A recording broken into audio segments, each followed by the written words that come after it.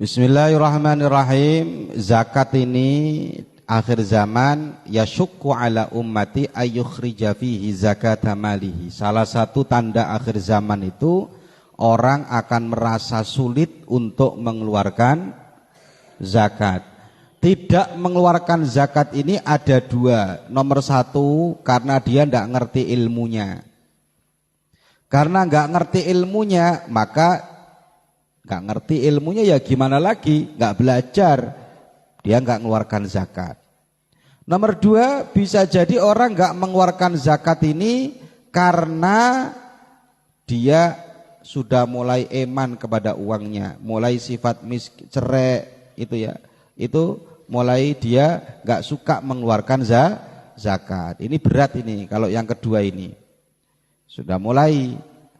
Lah zakat itu apa saja yang harus dizakati? Kriterianya apa saja yang harus dizakati? Saya tidak terangkan semua ini, yang penting-penting saja. Yang pertama, kriteria nanti yang terakhir kriteria tentang zakat pertanian. Yang pertama, zakat dagangan, tijarah. Zakat tijarah ini nisabnya, kalau ada orang berdagang, punya toko, punya pabrik, pokoknya berjualan lah ya, tijarah. Maka kalau uangnya sudah sampai dihitung dengan emas 77,58 gram, maka dia wajib mengeluarkan zakat. Hitungan mudahnya gini, hitungan mudahnya. Emas sekarang harganya anggaplah 1 juta. 1 gramnya 1 juta.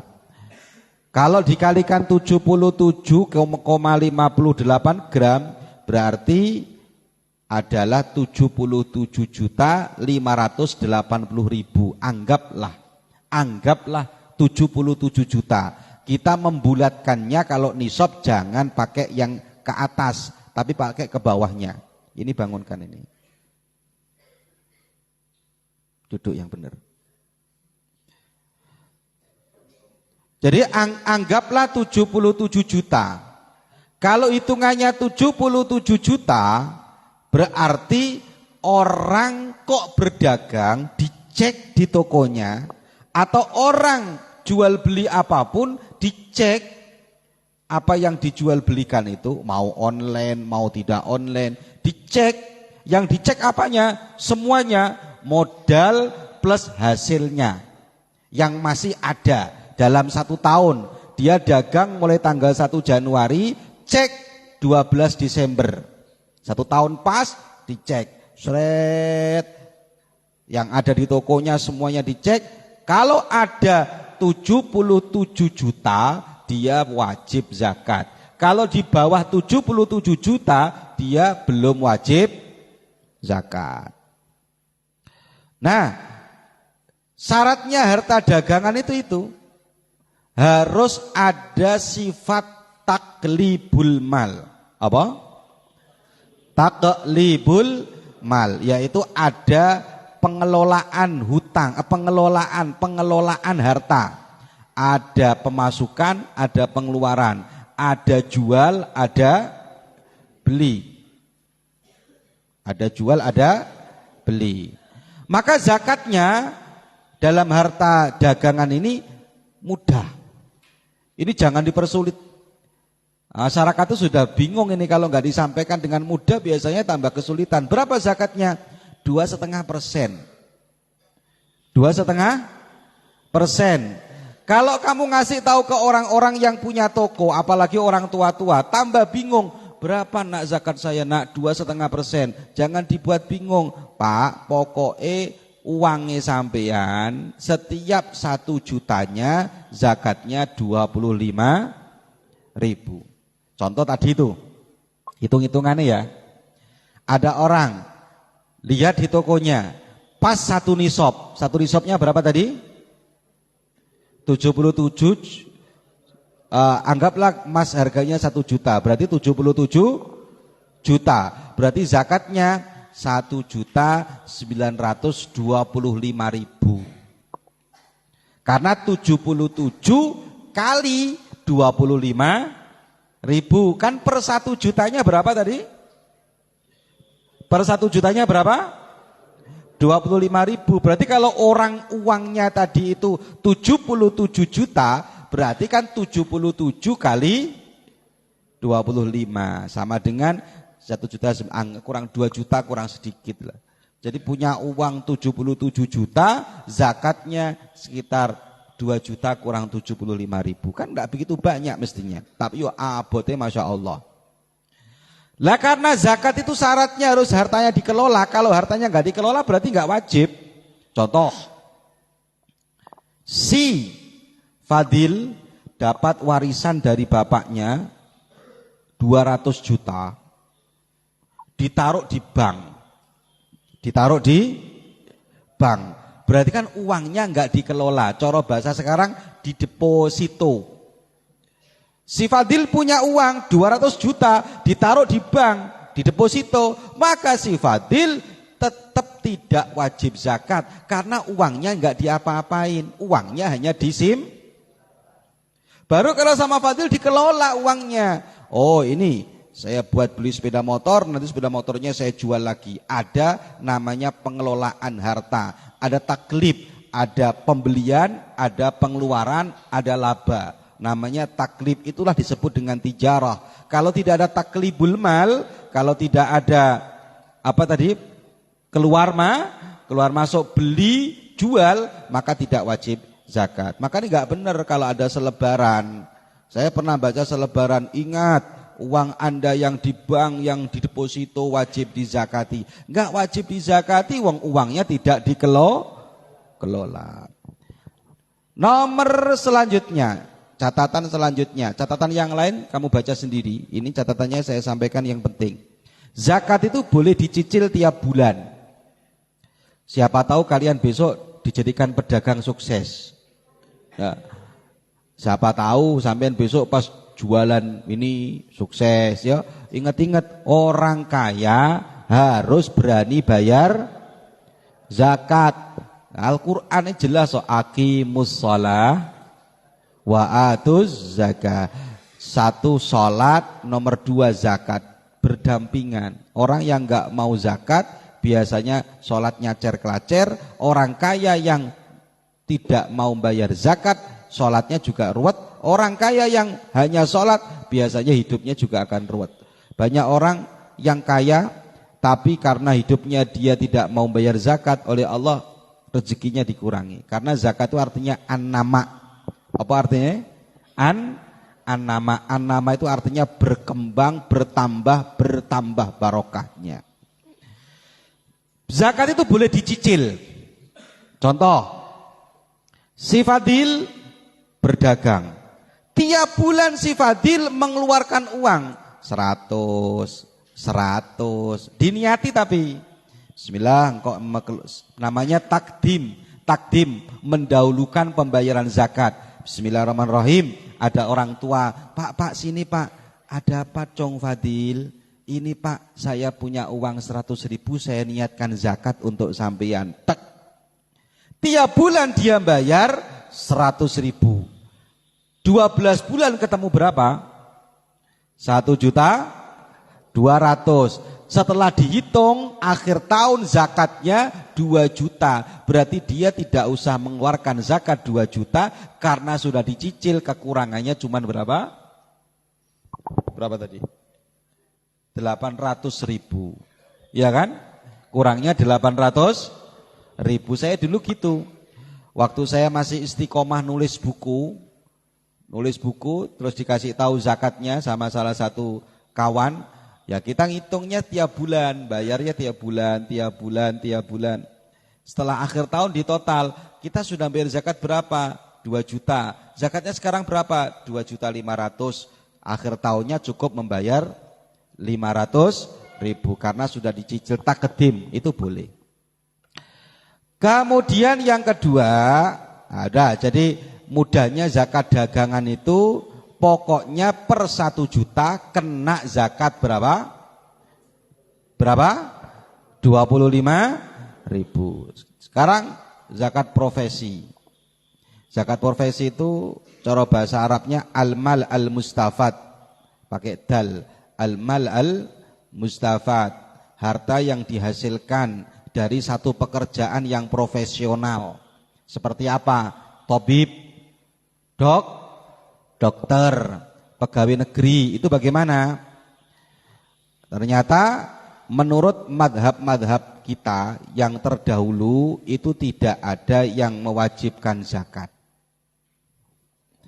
Jadi Pak Dokter itu nggak ada keterangan yang mewajibkan zakat. Bahkan terakhir salah satu senior kita mengatakan keputusannya di NU malah juga belum. Di Jawa Timur sendiri itu malah belum untuk zakat profesi. Tapi yang mewajibkan zakat profesi ini ada. Siapa? Ulama-ulama akhir, ulama-ulama kontemporer, alim-alim.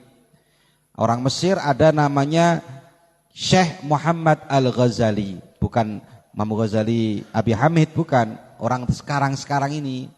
Kemudian ada namanya Syekh Yusuf Al-Qardawi yang punya kitab namanya Al-Fiqhul Islam wa Adillati. Itu orang yang punya profesi, ini dengarkan dengan baik.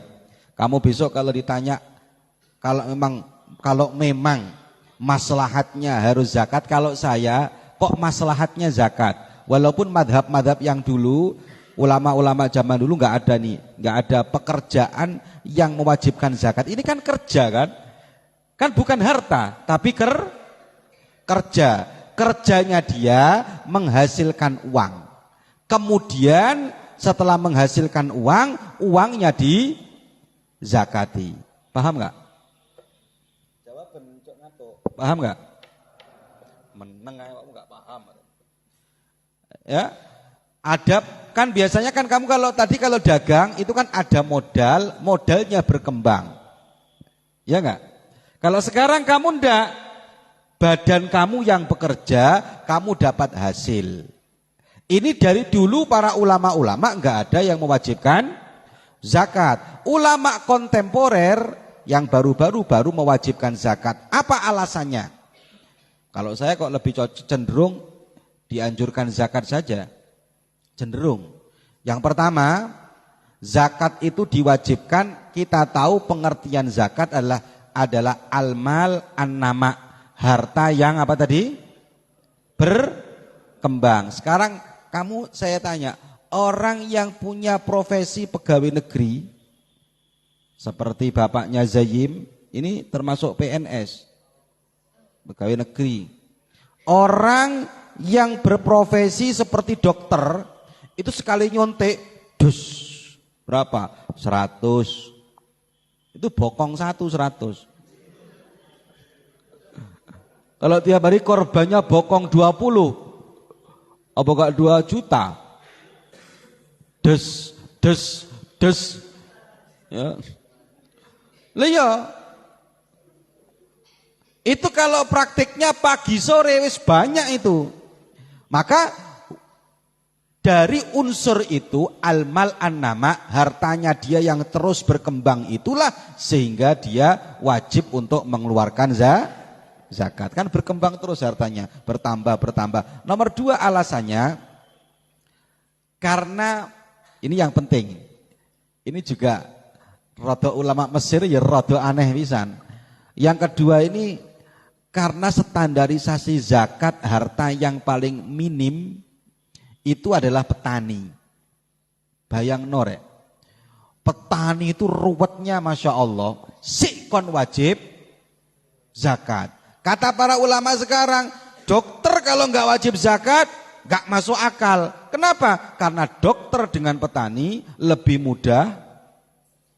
Dokter dalam menghasilkan uang, petani sik nyangkul, sik nanem, dirabuk, dikasih air, tunggu 2 bulan, setelah 2 bulan baru dilihat, lo hasil, baru wajib zakat, lah kok lo gak hasil, ya ruwet kan? Makanya ada ulama dari mana ini? Dari Mesir mengatakan patokannya begini, innaman dakhluhu la yakilu an dakhlil falah Seseorang yang punya pemasukan, dakhlu, pemasukan yang tidak kurang dari pemasukannya falah, petani, dari di atas petani, maka yajibu ayyukhrija zakat, maka dia wajib untuk mengeluarkan zakat. Ayo sekarang saya tanya, petani ambek PNS penghasilannya banyak siapa? Ya PNS, PNS 1 bulan sekali digaji. Petani ku 2 bulan, 6 bulan sekali baru digaji. Iku lek hasil. Dokter ambek PNS lebih banyak mana? Dokter ambek PNS, dokter ambek petani lebih banyak dokter. Makanya wajib bayar zakat ini si dokter. Kenapa? Dawe ulama innaman dakhluhu la yaqilu an dahlil falah. Seseorang yang punya pemasukan lebih tinggi daripada petani, yajibu ayyukhrija zakatan, maka dia wajib untuk mengeluarkan zakat, karena minimal harta orang-orang yang wajib dizakati itu adalah petani. Maka wajib tabib seperti dokter, dia wajib untuk mengeluarkan zakat. Berapa zakatnya? Ini lupa enggak saya tulis itu. Berapa zakatnya? Zakatnya profesi sama para ulama disamakan dengan zakat dagangan. Berarti berapa? Berarti berapa? 2,5% dari uang yang dia dapatkan. Contoh, dia gajinya berapa mas? 1 bulan. Gajinya 1 bulan 5 juta. PNS gajinya berapa? Seumpama loh ya, ini hitung-hitungannya. 1 bulan digaji 5 juta. Kamu hitung sekarang. Berarti per 1 jutanya berapa tadi? 25.000. 25 kali 5 berapa? Berapa mas? 125. Berarti dia per bulan mengeluarkan zakat 125. Uang yang dia terima 125 dia keluarkan, diniatkan zakat. Per bulan tidak apa-apa. Kalau nunggu per tahun berat. Per bulan tidak masalah. Jadi hitungan zakat profesi itu disamakan dengan apa tadi? Zakat dagangan, zakatut tijarah. Kemudian yang terakhir zakat pertanian. Ini zakat pertanian ini paling penting karena kita di daerah kita ini banyak yang bertani, ya. Zakat pertanian itu apa konsepnya? Kalau di kitab zuruk itu tidak diartikan padi, tapi zuruk diartikan biji-bijian yang bisa disimpan dengan waktu yang lama. Bahasanya kalau dalam kitab Kifayatul Ahyar itu bisa diiddikhar. Iddikhar itu bisa disimpan. Contoh yang wajib zakat, padi bisa disimpan. Kedelai bisa nggak disimpan? Kacang hijau bisa. Sekarang semangka nggak bisa. Semangka simpenan setengah tahun. Innalillahi. Tapi kalau padi kamu simpen setengah tahun, wah saya cukup. 2 bulan saya bisa. Yang bisa diiddikhar. Menurut madhab Syafi'i yang bisa diiddikhar. Yang bisa diiddikhar, yang bisa disimpan. Berarti padi, jagung, kacang hijau itu semuanya wajib dizakati. Menurut madhab Syafi'i. Berarti kalau kerai, apalagi timun, pohong, semangka itu enggak ada zakatnya karena enggak bisa disimpan dengan waktu yang lama. Tapi kalau madhab Hanafi, makanya saya kalau ditanya sama orang, Gus sengon ada zakatnya enggak? Lihat dulu. Ya. Zakat dari madhab Hanafi lebih ketat. Imam madhab Hanafi itu zakatnya malah kullu ma nabata fil ardi, segala sesuatu yang tumbuh di bumi yang menghasilkan uang, yang menghasilkan itu wajib dizakati. Apa saja? Jeruk wajib. Ada orang kok nanam jeruk, wajib. Terus apa meneh? Sengon, ono to bos sengon. Tanya sama saya, Gus saya ini punya sengon, apa wajib dizakati? Sebentar dulu. Kalau mazhab Hanafi wajib zakat karena sengon sesuatu yang tumbuh di bumi. Wajib zakat. Syafi'i enggak wajib. Yang wajib itu biji-bijian, tanamannya para petani, enggak wajib. Semangka wajib zakat enggak? Wajib zakat enggak? Boleh lihat dulu mazhab yang mana. Kalau Syafi'i enggak wajib, kalau Hanafi wajib. Bahkan Hanafi itu saking wajibnya zakat sampai ada pohon itu ada bunganya, terus dia punya yang namanya lebah madu lah, ya lebah di situ ditaruh di situ. Kalau dia itu makan madunya itu ngambil di bunga itu. Ya, berarti ini ada pohon, sampai di sini punya madu, punya tawon. Tawonnya minumnya di bunga tadi itu. Berarti kan bunganya ini menghasilkan madu, ini wajib dizakati ini. Pohon ini wajib dizakati. Padahal pohon meneng-meneng itu loh. Loh kenapa kok wajib dizakati? Karena dia menghasilkan. Mana penghasilannya? Tuh dimakan sama lebah. Wah Hanafi ini rodok berat ini yuk. Rodok berat. Berapa zakatnya? Catatannya. Zakatnya kalau airnya itu beli, bayar, di Probolinggo hampir semuanya beli, itu per 1 tonnya berapa? Per 1 tonnya 50 kilo atau setengah kintal. Setengah apa? Kintal. 50 kilo coro hitungan persennya 1/20 atau 5%. Kalau tanpa biaya airnya enggak bayar 1/10 atau 10%. Jadi 1/1 tonnya bayarnya 1 kintal. Tanyakan sama petani-petani. Pak, kalau kamu ditanya, Cong, berapa zakat saya, Cong? Rata-rata Probolinggo airnya beli. Jawab aja, pokoknya Pak, per 1 ton berapa kintal? 10 kintal. Per 1 ton atau 10 kintalnya Pak, itu setengah kintal atau 50 kilo. Itu hitung-hitungannya. Ojo diperluat meneh. Terus dia ngomong, anu Cong, anu. Apa Pak? Anu. Iki lo Cak, Cong, aku air gak beli. Rabunan itu daerahnya ini. Nah ini sing ngantuk ini siapa? Daerahnya ini, Hapet ini. Oh di sana tajri min tahtihal anhar. Gak ono air beli. Di sana malah air dumpa-dumpa. Di sana itu semuanya mengalir semua. Tempat-tempat yang nggak ada air itu jalan sendiri air. Air nggak beli. Tanya sama saya, Gus di sini air nggak beli, tapi pupuk beli. Maka pupuk tidak akan mempengaruhi. Tetap hitungannya seperti tidak pakai air. Berapa? Berapa persen? 10%. Pupuk tidak mempengaruhi.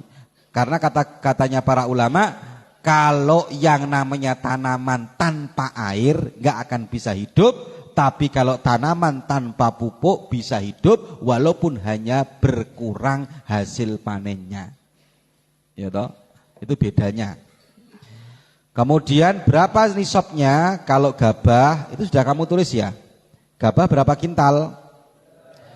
Gabah 13 kintal. Beras kalau sudah jadi beras berapa kintal? 8 kintal. Jagung dan kacang-kacangan berapa kintal? 7. Itu salah nulisnya itu. Yang nulis, oh bukan, yang salah Ning nulisnya di malam, yang nulis ini Ning. Jadi kita yang salah. Jadi Apin nggak salah. Berapa kintal? 7 kintal. Ya, kalau sudah nyampe ini wajib zakat. Dan mengeluarkannya diiling-iling, diingat-ingat.